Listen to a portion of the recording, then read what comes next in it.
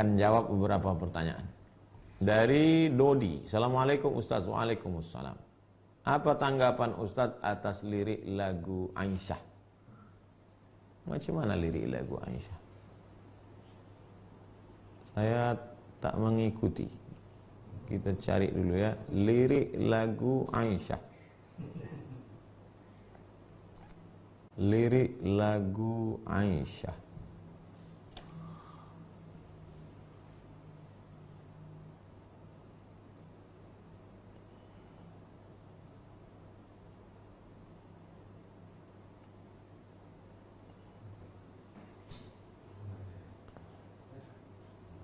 Lirik lagu Aisyah. Mulia indahnya, tak pula. Mulia indah cantik berseri, kulit putih bersih merahnya pipimu. Dia Aisyah putri Abu Bakar, istri Rasulullah. Aisyah itu ibu saya. Yang mengatakan Aisyah itu ibu saya Allah Subhanahu wa taala. Wa azwajuhu ummahatukum. Istri Muhammad SAW itu adalah ibu kamu. Aisyah itu ibu saya. Lalu kemudian keponakan saya yang perempuan, anak adik saya, bertanya tentang neneknya. Dia masih gadis, masih umur belasan tahun. Maka saya ceritakan, Aisyah itu pipinya merah, kemudian mesranya dia dengan, karena begitulah bahasa milenial. Lalu kemudian cerita saya tentang neneknya ke cucu yang generasi milenial ini didengar oleh kakak ibu saya. Cerita saya ke cucu ini didengar, mendengar cerita itu, kamu gak sopan, masa emakmu kamu sifati seperti itu. Bahasa yang saya pilih waktu itu sebenarnya untuk ponakan saya, yang milenial itu, yang masih muda belia itu. Tapi didengar oleh orang tua, dia katakan gak layak, itu bahasa ke ibumu gak cocok, gak sesuai seperti itu. Kedua-duanya sayang. Saya sayang ke keponakan saya, maka saya pakai bahasa yang saya pilih, itulah yang sesuai untuk milenial. Saking sayangnya saya tidak mau cucunya ini lupa pada neneknya. Tapi juga abang ibu saya sangat sayang kepada adiknya. Dia tidak ingin kami menjadi anak yang kurang ajar, sehingga menyifati suatu sifat yang tak layak untuk ibu kami. Begitulah orang kalau sudah terlalu sayang. Oleh sebab itu jangan lupa, ketika pilihlah kata-kata. Alhamdulillah beberapa hari ini kan sudah ada syair yang baru. Tidak lagi menyebut Aisyah saja. Oh Sayyidah Aisyah, Siti Aisyah, oh Sayyidah Aisyah. Jadi sudah ada perbaikan syair. Walau la daf'ullahi nasa ba'dhum bi ba'dhin. Kalaulah manusia ini tidak saling amar ma'ruf nahi munkar, saya yakin dan percaya kritik-kritik itu tidak menjatuhkan, tapi menyelamatkan kita semua. Maka bagi insan seni, jangan pernah berhenti, teruslah berkarya. Kenalkan Fatimah, kenalkan Sayyidina Al-Hasan, kenalkan Sayyidina Al-Husain, kenalkan Sofia, kenalkan Ummu Kulthum, kenalkan Zainab. Dengan bahasa yang indah, pilihlah kata-kata, karena kalau tidak kita kenalkan, maka nanti mereka ini akan hilang dari anak cucu kita.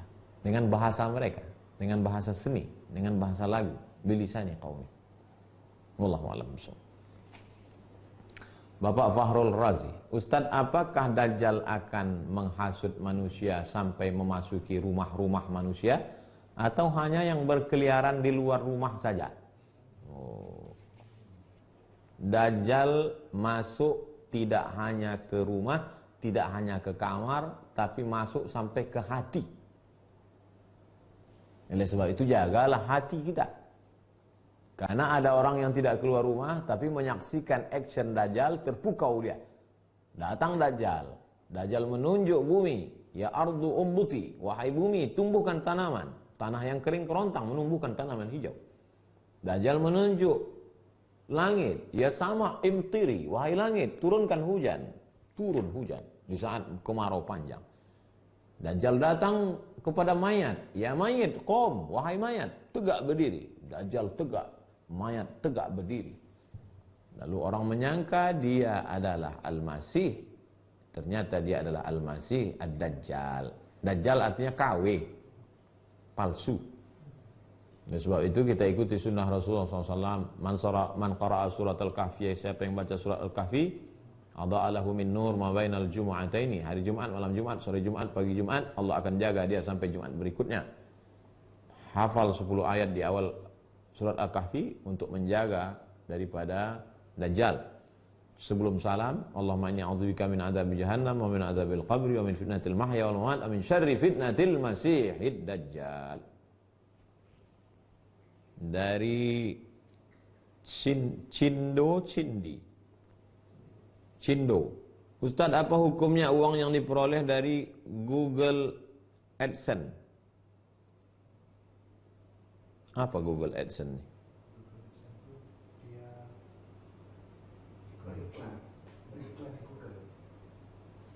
Saya punya produk, lalu saya iklankan.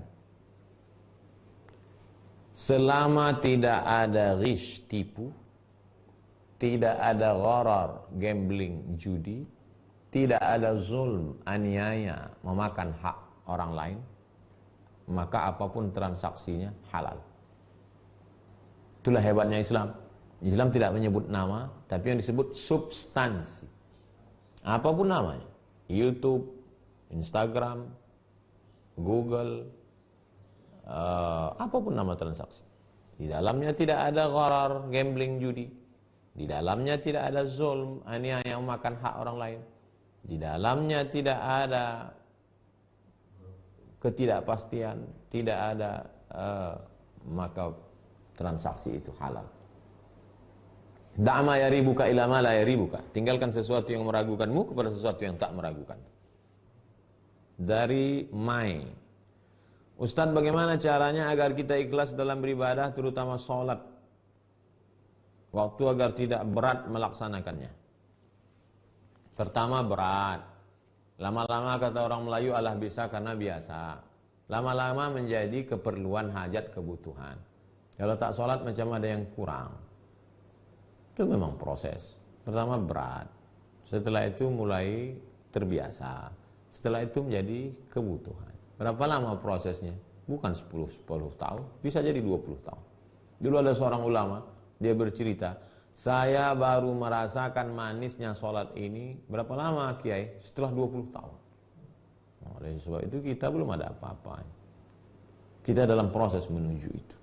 Senantiasa lihat dirimu buruk, senantiasa lihat dirimu orang yang tidak taat, sehingga dengan itu Allah Subhanahu wa taala akan mengangkat derajat kita.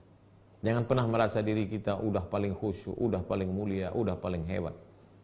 Terakhir dari Bapak Halim, Ustadz, bagaimana sikap terbaik kita bila sedang puasa sunat, kemudian di kantor ada yang belikan kita sarapan? Famangkana, siapa yang mau membatalkan puasanya, faman sya'af an yuftir fal yuftir. Dari rumah sudah niat puasa sunat. Puasa sunat bulan Sya'ban. Lalu kemudian bertamu ke rumah orang. Ayolah puasa, ayolah silakan, kata dia. Faman sya'af fal yuftir, faman sya'af an yuftir fal yuftir. Siapa yang mau berbuka, batalkan.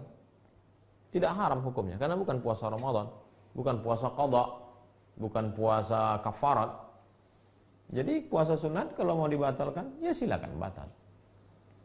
Siapa yang mau meneruskannya, silakan teruskan. Itulah enaknya kalau kita ngaji, teman kita ngaji. Kalau kita ngaji, teman kita ngaji. Ketika kita katakan, saya sedang puasa, dia tidak akan paksa.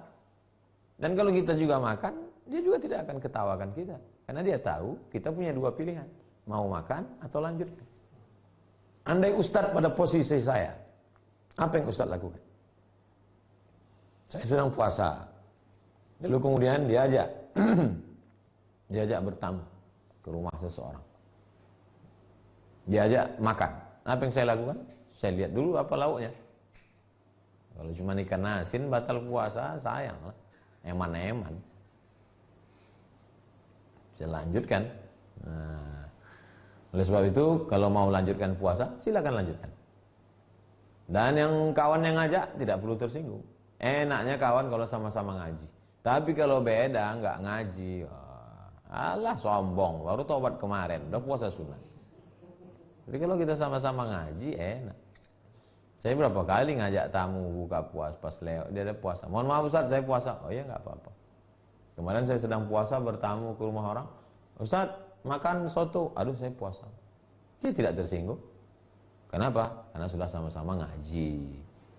Oleh sebab itu teman-teman kita, sahabat-sahabat kita ajak ngaji.